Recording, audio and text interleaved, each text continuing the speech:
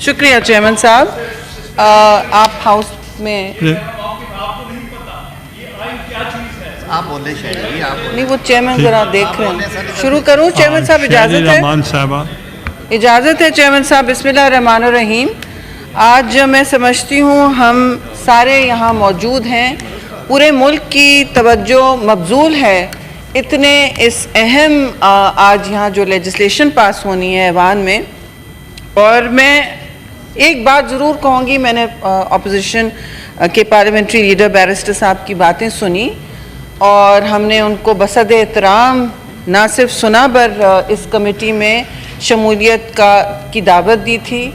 उनकी सारी शिकें जो हैं और जो सजेशंस थे बार बार इनवाइट किया उन्होंने आखिरी दिन तक अपने नेशनल असेंबली के और चेयरमैन पार्टी के बैरिस्टर गौहर के साथ आखिरी दिन तक कोई तरामीम जो ठोस थी जिनका कोई माने था उनकी कोई उन्होंने शिक नहीं पेश की। तो ये 10 दफ़ा ये कमेटी मिली है, पार्लिमानी कमेटी। अब मैं शुरू करना चाहती हूँ चेयरमैन साहब कि ये सवाल हो रहा है कि ये क्यों बन रहा है। बार बार ये बात की जा रही है कि ये एक सियासी मकासद के लिए होता है।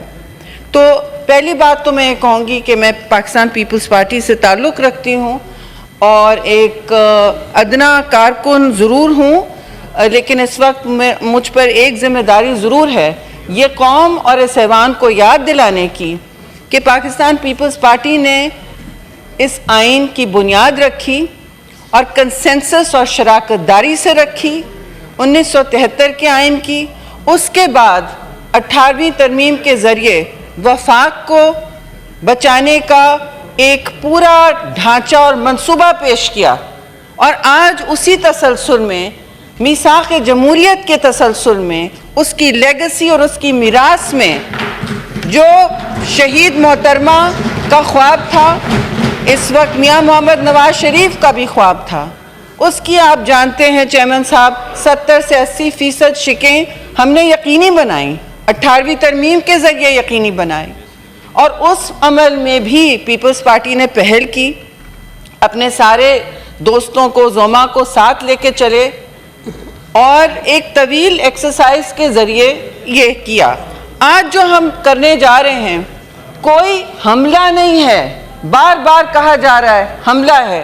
तो चेयरमैन बिलावल भुट्टो ज़रदारी ने सब ये बात तस्लीम करेंगे, जो चेयरमैन है इस पार्टी के नौजवान, लेकिन इतनी उन्होंने इसमें तहर्रुक की, इतनी लीडरशिप दिखाई कि इसका जो दायरा था, सर्कल ऑफ कंसल्टेशंस था, दायरा शराकतदारी का चेयरमैन साहब उन्होंने ना सिर्फ वकला तंजीमों में खुद जाके बात की है, इसके दलील दिए हैं, इसके आप खुद वकील बने हैं और हर जगह अपना मौक़िफ़ शफाफियत के साथ और डट के कौम के साथ शेयर किया है, मीडिया पे शेयर किया है, आपके तवस्सुत पार्लियामान में भी शेयर हुआ है। और मैं ये भी कहूँगी कि सिविल सोसाइटी का एंगेजमेंट, मुझे बार बार कहा गया कि आपने हर सिविल सोसाइटी के एक्टर से, चाहे आप उनकी बात सुन सकें या नहीं, इंक्लूड कर सकें नहीं इस फेज़ में, लेकिन उनकी बात सुनें, उनको वज़न दें, उनको इज़्ज़त दें और उनका हर जो उनकी परेशानी है, उनकी जो सोच है पीपल्स पार्टी के तरीक़ेकार में, ख़ास तौर से इंसानी हुकूक़ के हवाले से उनको इंक्लूड करें। हम परफेक्ट नहीं हैं चेयरमैन साहब, लेकिन कौमों की तारीख में एक मोड़ आता है। कौन मुझे यहाँ कह सकता है कि आप बताएं, अपने सदके दिल से बताएं कि is our judicial system not broken? Is it not broken?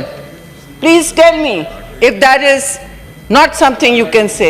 आम यहाँ इज्जत से मैं कहूँगी 58(2)B की बात हुई, 58(2)B तगो करके सारी जमातों ने मिलके हटाया, तो फिर आपको और मियाँ नवाज शरीफ को एक और 58(2)B में हटा दिया गया। जैसे आपने खुद बताया है कि किसी ने आपसे कहा गिलानी साहब आपने तो हटा दिया है, लेकिन फिर देखिएगा कि कहाँ से आपको हटाया जाएगा जब आप प्राइम मिनिस्टर हैं। तो प्राइम मिनिस्टर को आप जिस दिन नो कॉन्फिडेंस लेते हैं, और बिलावल भुट्टो ज़रदारी ने बार बार ये बात समझाई है कि एक तो आपका हक है पार्लियामान अपने हुकूक मांगे, सिस्टम को फिक्स करने की कोशिश करे, तो कहा जाता है कि आप सियासी मकासद के लिए कर रहे हैं, अपनी जान बचाने के लिए कर रहे हैं। तो जी सियासत कोई गंदा अल्फाज नहीं है, कोई गली की कट का कचरा नहीं है। हम फ़ख्र से ये सियासत करते हैं और बहुत से लोग यहाँ कुर्बानी दे के आते हैं। हम कोई सिर्फ एक बड़ी सफ़ेद गाड़ी में यहाँ नहीं पहुँचते हैं, कुर्बानियाँ दे दे के। और हमारे यहाँ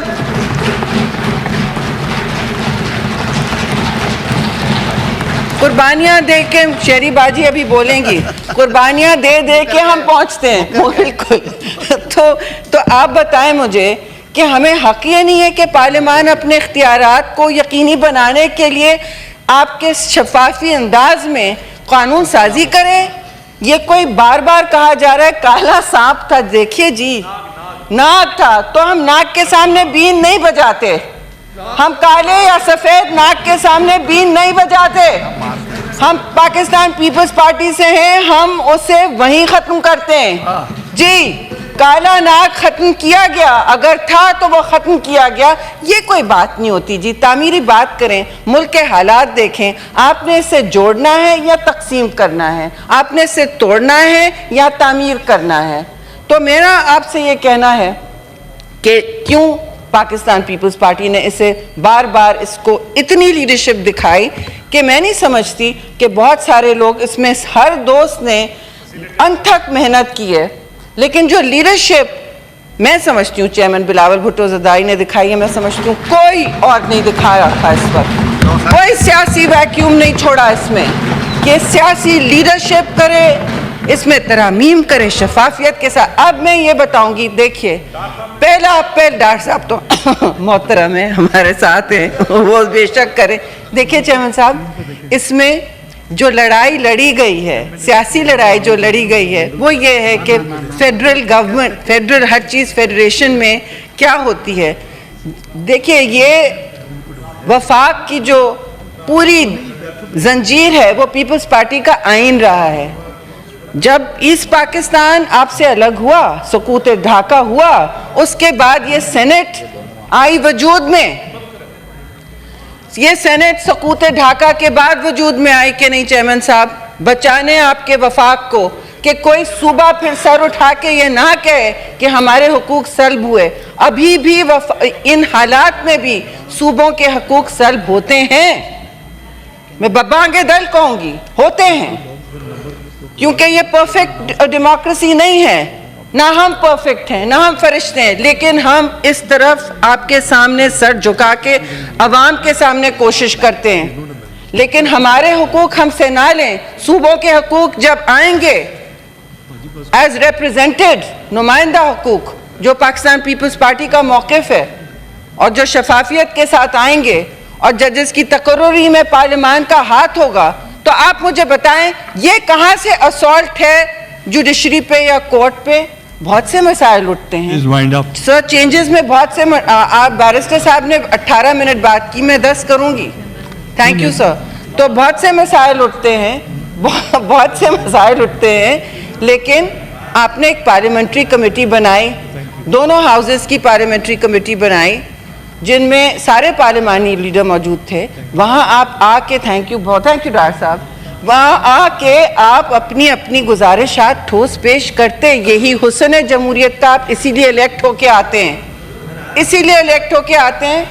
और बात सिंपल सी है जी, कहीं दुनिया में कहीं ये नहीं होता कि जजेस अपने लिए तय करते हैं कौन अपॉइंट होगा, कौन बेंच, कौन आगे जाएगा, कौन नहीं जाएगा। दुनिया में पार्लियामान करती है जुडिशरी एडवाइजरी का। आप किसी भी मुल्क को निकाल के देखें, जुडिशल एडवाइजरी कमेटीज होती हैं जिसमें सिविल सोसाइटी होती है, और यहाँ रखा गया है कि ख़वातीन होंगी या नॉन मुस्लिम होंगे, अक़लियत के मेंबर होंगे, तो जिनकी आवाज़ नहीं है उनकी भी आवाज़ होगी इसमें। आप बताइए इसमें कौन सा हमला है, कौन सा नाग है भाई? मुझे तो नाग नहीं नजर आ रहा, सिवाय अगर आपके दिल में, और आप बार बार पुराने बिल को क्रिटिसाइज करें, जी उसमें ये था उसमें वो था। 10 मिनट बिल्कुल हो रहे हैं, मैं कंप्लीट कर रही हूँ क्योंकि मुझे ख्याल है कि जी आगे जाना है हाउस में। तो मैं वाइंड अप करते हुए कहूँगी आखिरी बात में कि देखिए, this is everything is a work in progress sir. Parliament की हर काम ऐसा होता है, आप आगे जाके शराकतदारी से सब कुछ कर सकते हैं, और आपने कोई ऐसा काम नहीं किया जिससे आपको फ़ख्र से सर बुलंद नहीं हो सकता। आप इसको स्टडी कीजिए, आप दूसरे ममालिक को से मुआवजा करें और आप बताएं।